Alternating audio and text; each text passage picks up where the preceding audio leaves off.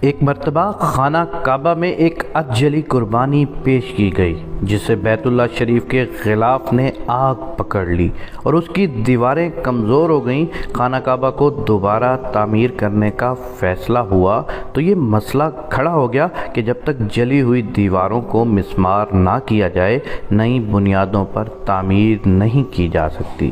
مکہ کے تمام سردار اور بڑے بڑے امراء اور رؤساء جمع ہوئے کہ خانہ کعبہ کو دوبارہ تعمیر کرنا ہے، لیکن کسی ایک آدمی میں بھی اتنی ہمت اور جرأت نہیں ہوئی کہ وہ خانہ کعبہ کی دیوار کو منہدم کر سکے۔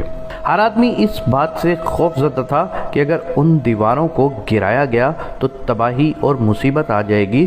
تاریخ بتاتی ہے کہ خانہ کعبہ کے نیچے ایک تہہ خانہ موجود تھا، لوگ جہاں نظر و نیاز کے لیے سونا اور سکے ڈال دیتے تھے۔ لوگوں نے یہ بھی دیکھا کہ